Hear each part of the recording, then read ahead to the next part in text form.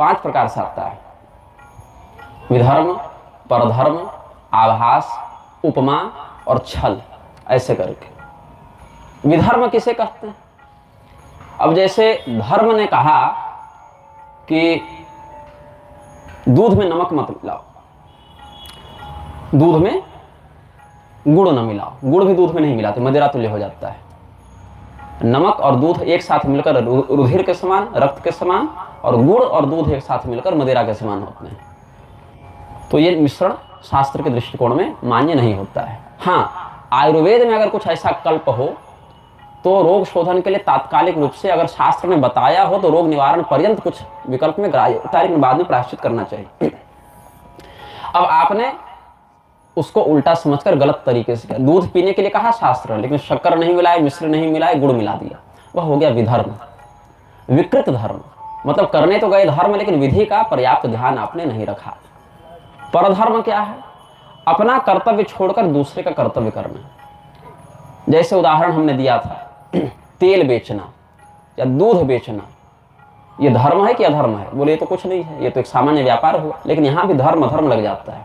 ब्राह्मण तेल नहीं बेच सकता, तेल का व्यापार करना तेली जाति का प्राकृतिक शास्त्रोक्त कर्तव्य है, वो ब्राह्मण करेगा तो ब्राह्मण को दोष लगेगा। दूध बेचना गोप जाति का, ग्वाला का प्राकृतिक शास्त्रोक्त कर्तव्य है, वो ब्राह्मण दूध बेचेगा तो दुग्ध विक्रयी, तैल विक्रयी ब्राह्मण जो है वह वेद मंत्र नहीं पढ़ सकता, फिर अनुष्ठान नहीं करा सकता, यज्ञोपवीत का अधिकारी नहीं रखता, उसका लाइसेंस निरस्त, अवैध हो जाता है, उसका ब्राह्मणत्व समाप्त हो जाता है, तो वह परधर्म हो गया।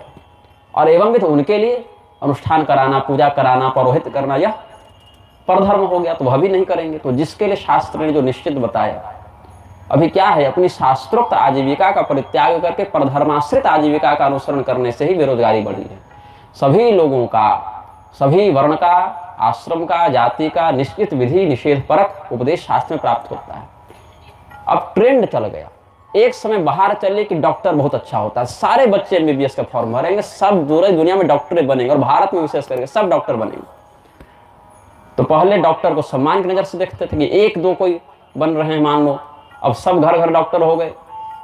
फिर कहा कि अभी तो सब बन गए, अब इसमें तो इतना कमाई रही नहीं, अब इंजीनियर बनेंगे, अब सबके बेटे इंजीनियरिंग करेंगे। ऐसे हो गए कि बीटेक एमटेक की बाढ़ आ गई, फिर भी बेरोजगारी दूर नहीं हुई। फिर कहा कि अच्छा ये तो बदलता जमाना, अब सॉफ्टवेयर से कुछ सीखेंगे, सॉफ्टवेयर जब तक कोडिंग सीखे तब तक एआई का तांडव हो रहा है। अब एआई के चक्कर में नौकरी संकट में पड़ रही, कंपनियां छटनी करते फिर रही, हर 10-20 साल में ट्रेंड बदलता है। तो एक बार एमबीए वाला भी चला था, सब एमबीए करेंगे।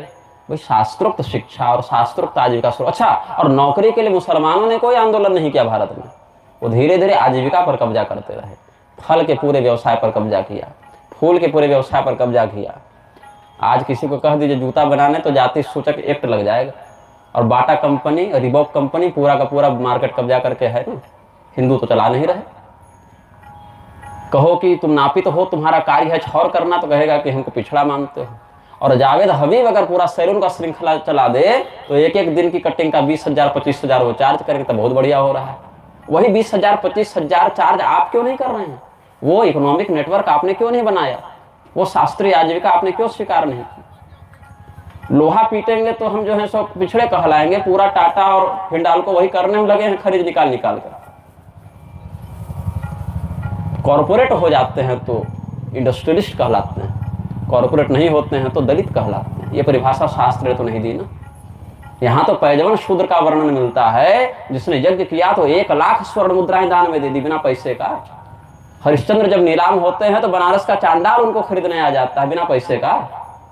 क्यों थी वह संपदा, क्यों थी वह गरिमा?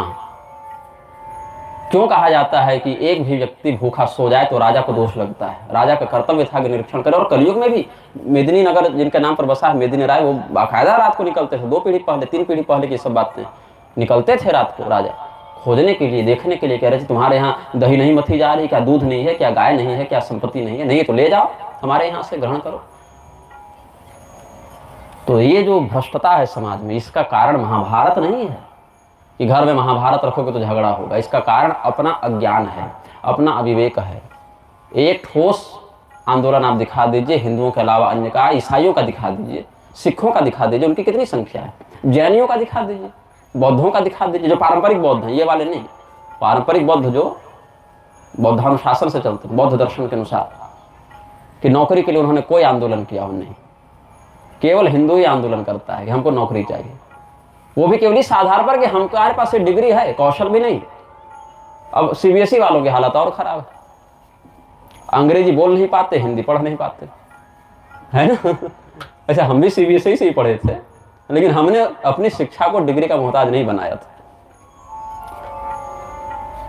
तो अपनी बुद्धि को अनुसंधान की वृत्ति दीजिए, पेन ड्राइव मत बनिए, एक फाइल कॉपी पेस्ट होकर 100 फाइल में चली जाए, वो मत बनने दीजिए। कॉपी पेस्ट मत बनिए, अनुसंधान कीजिए, विवेक का प्रयोग कीजिए, और शास्त्रोक्त जितना अधिक आप अनुसरण करेंगे, तात्कालिक कम लेकिन दूरगामी दृष्टिकोण में दीर्घकालिक परिणाम को आप प्राप्त करेंगे।